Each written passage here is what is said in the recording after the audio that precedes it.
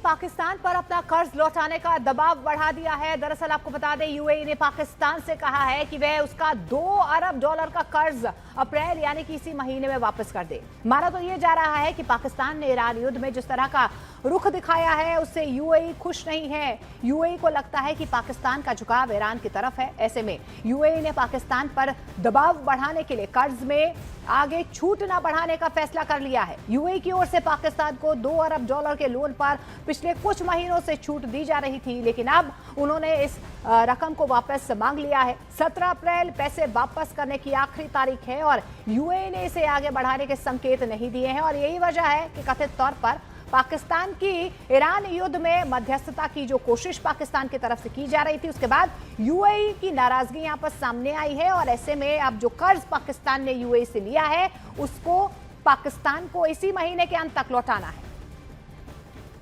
तो यूएई ने पाकिस्तान पर अपना कर्ज लौटाने का दबाव बढ़ा दिया है। देखिए, जिस तरीके से पाकिस्तान की तरफ से लगातार इस युद्ध में मध्यस्थता की बात कही जा रही थी, अब 17 अप्रैल तक पाकिस्तान को यूएई का जो कर्ज है वो लौटाना होगा, क्योंकि यूएई कहीं ना कहीं पाकिस्तान से नाराज है। जिस तरीके का पाकिस्तान का रुख रहा है उसको लेकर 2 अरब डॉलर जो है अब पाकिस्तान को वापस करने होंगे। नीरज ज्यादा जानकारी के साथ हमारे साथ जुड़ रहे हैं। नीरज, अब पाकिस्तान को तो पैसे लौटाने होंगे। मोनिका, बिल्कुल पाकिस्तान को पैसे लौटाने होंगे और जो हमें पाकिस्तान से खबरें मिले उसके मुताबिक पाकिस्तान इस महीने की 17 तारीख तक यूएई को अपने पैसे लौटा देगा। लेकिन जिस तरह से पाकिस्तान की तरफ से मध्यस्थता के बहाने तमाम मुस्लिम देशों की तरफ से कुछ रियायत मिलने की उम्मीद की जा रही थी, वो अब उम्मीद होते नहीं दिख रही है, वो उम्मीद पूरी होते नहीं दिख रही है। पहले तो यूएई ने उनसे अपना 2 बिलियन डॉलर का कर्ज मांगा है और दूसरी तरफ आपने देखा होगा कि सऊदी अरब भी, पिछले दिनों एक खबर आई थी कि सऊदी अरब भी एक तरह से नाराज है पाकिस्तान से, जिस तरह से उसकी भूमिका रही है। कतर में आपने अभी देखा कि कतर ने कैसे वीजा ऑन अराइवल की जो सुविधा थी पाकिस्तान के लिए वो भी खत्म कर दी है और ईरान भी इस्लामाबाद में अपने अधिकारियों को भेजने से मना कर चुका है। तो पाकिस्तान जो इस कोशिश में था कि इस्लामाबाद में वार्ता हो, तो वो तमाम कोशिशें अब पाकिस्तान की फेल हो गई हैं और ये पाकिस्तान के लिए आप झटके के तौर पर भी देख सकती है कि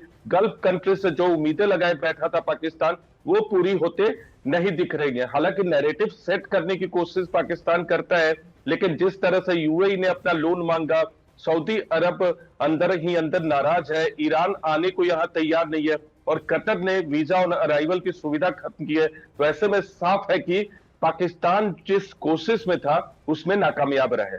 बिल्कुल नाकामयाब भी रहा है और देखिए, क्योंकि खुद पाकिस्तान कंगाल है। देखिए, दुनिया भर में कटोरा लेकर घूम रहा है, तब यूएई ने बार बार उसकी डूबती नैया को संभाला। लेकिन अब देखिए कि किस तरीके से एहसान फरामोशी की इंतहा देखिए। वेस्ट एशिया की आग में झुलस रहे यूएई को अब अपने भाई पाकिस्तान के साथ की सबसे ज्यादा यहां पर जरूरत थी, तब उसने पीठ फेर कर तेहरान का दामन थाम लिया। नीरज लगातार हमारे साथ बने हुए हैं। नीरज, अगर पाकिस्तान ये जो पैसा लिया गया है, ये जो लोन लिया गया है, क्योंकि कटोरा लेकर तो पाकिस्तान घूम ही रहा है, हमें पता है कि कैसी का आर्थिक स्थिति पाकिस्तान की है, अगर लोन नहीं चुकाया तो यूएई क्या कदम उठा सकता है?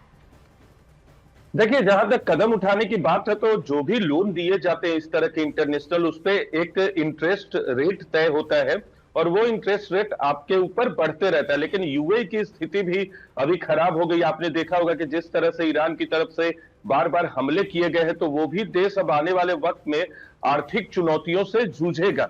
लेकिन पाकिस्तान पे जो लोन है वो लंबे समय से चला आ रहा था और इस तरह के इंटरनेशनल लोन जो होते हैं वो वर्षों के लिए दिए जाते हैं। न सिर्फ यूएई बल्कि चीन का, दूसरे देशों का भी लोन है पाकिस्तान पे। तो अभी दिक्कत पाकिस्तान को यह होगी कि आने वाले वक्त में, अभी तो पाकिस्तान के पास इतना पैसा है रिजर्वोयर में कि वो यूएई को दे देगा 2 बिलियन डॉलर का, क्योंकि पाकिस्तान के बैंक में वो जमा है, जो पाकिस्तानी मीडिया ने रिपोर्ट की है। लेकिन आने वाले वक्त में अपने घर में यानी पाकिस्तान की जरूरतों को पूरा करने के लिए दूसरे देशों से फाइनेंस की जरूरत होगी और इसके लिए वो चीन की तरफ या सऊदी अरब की तरफ देख सकता है।